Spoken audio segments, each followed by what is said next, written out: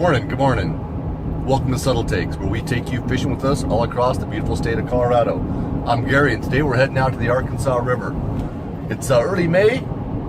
Temperatures promise to be about 80 degrees, bluebird skies, and on the Arkansas, that means caddis. We're going to start off nymphing this morning with some caddis patterns, as well as some stonefly imitations. And as the day progresses and the sun reaches its apex, we're hoping to see some topwater action.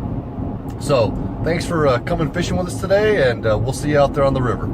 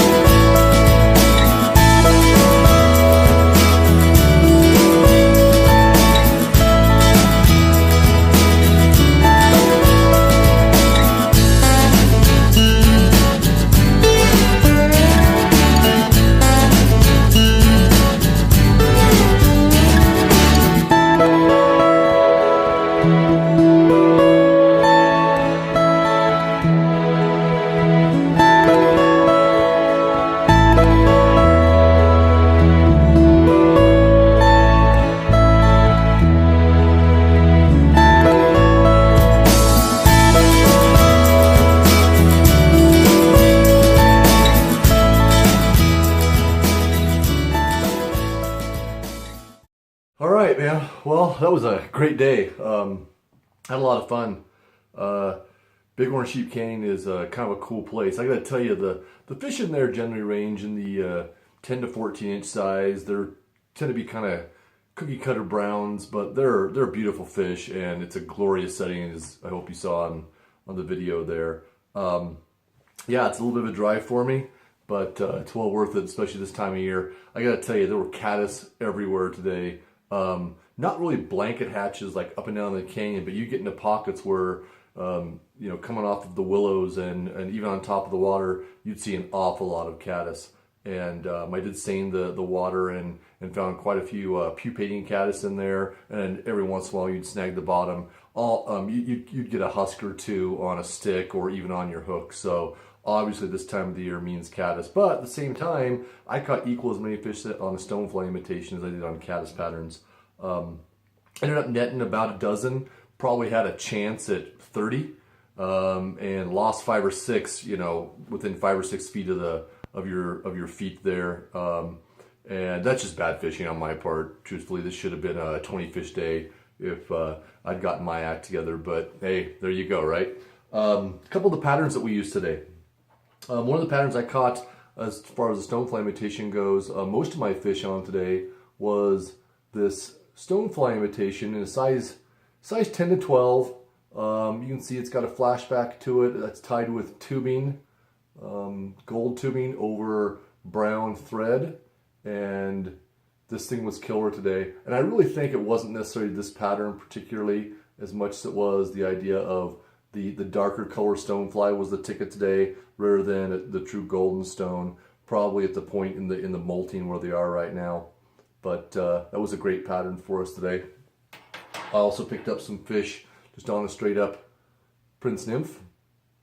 Again, size 10 to 12, nothing fancy about it, nothing spectacular. I do find that these fish like bead-headed flies more than non-bead-headed flies. Again, it's the way I fish it, you might find differently. As far as the caddis goes, a size 16, this is a caddis pattern that's tied with a tungsten bead on it. It has a little bit of crystal flash for the tail as well as the wing casing, and partridge for the rest of the wing casing, and it's tied with chartreuse dubbing. And that little pattern right there, probably the fish hit far more often than anything else. But I also have to say, this is the one, if I got him on this, I struggled getting the net, especially on the Arkansas where you have to cast oftentimes long distances to get to the seams where the fish are actually holding, and you got a lot of water in between you and the fish once you hook it. There's just a lot of potential there for that fish to get off, and the current is fairly heavy in the Arkansas, so you know, when you try to bring them in, sometimes you're fighting that as well. Also, be really careful out there waiting. It is slicker than crap out there. I feel like every single time I stepped in the water, I was on roller skates, and it just makes everything more difficult. You can't really run up and down with a fish if you need to, or move too much because you feel like you're always going to fall. But didn't go in this time, as my friends know that I tend to do. And this is the other pattern here that we caught some fish on today. And again, this is tied with chartreuse tubing, a little bit of hackle for the tail, and some brown ice dubbing, kind of as a collar there for the head. And this is more of a larva pattern than it is a pupating pattern. But those are the flies today that worked the best for me. The other thing today I had to get used to was the indicator. Now I started off with the thingamabobber, a 1/4 inch thingamabobber.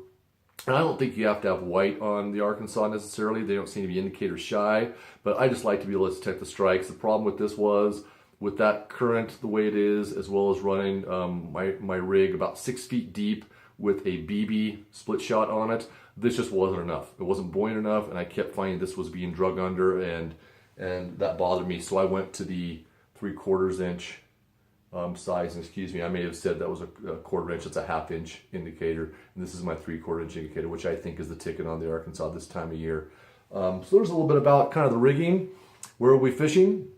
Pretty much any place where the water has some current to it. The slack water didn't pick up many fish there, and when I did, those were really hard to detect the strikes. You get a lot of big eddies on the Arkansas, and the fish do hold there, but I find this time of year when the caddis are really out and they're on the caddis, that's when they are in the faster water. You need to really, the entire length of the river, these fish spread out all along the water column, up and down, but also from bank to bank. And any place that's got moving water in it that has a little bit of depth and a nice green bottom, you're going to find fish. So I was very methodical, tended to 1/4 upstream and kind of move that way from inside to nearest to me to the farthest I could reach out into the river and work my way through that way.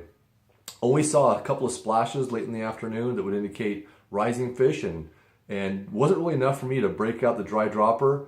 The wind picked up a little bit too, which made casting difficult. And on the Arkansas, if you were fish there, the road is on the same side of the river for almost the entire length of it. And if you get down to the river and you're having to stand on the bank, it is really, really difficult to make a cast. You have to roll cast almost the whole time. In fact, if there's 2 suggestions I can give you guys is, 1, learn how to roll cast. If you want to fish the Arkansas, it is the best method to get your fly in place. And 2, mend and mend often, because a lot of times you've got huge transitions between the speed of the water, in the seams, and out into the middle of the current. And you find a lot of times that if you aren't mending enough, you're getting drag, and that's just enough to keep those fish off your fly. That was kind of our day today. Like I said, we had double digits. Could have been a lot more. I feel like I missed a lot of opportunities, but you know what? Hey, it was a great time. Like I said, beautiful drive down there. Didn't really have a hard time finding water, but there are a lot of people on the river right now. So, you know, be patient with each other. You know, there's a lot of river. If you see somebody, just go up a couple of holes and you're going to find places to fish. All right, well, that was our day for today. Again, hope you enjoyed it.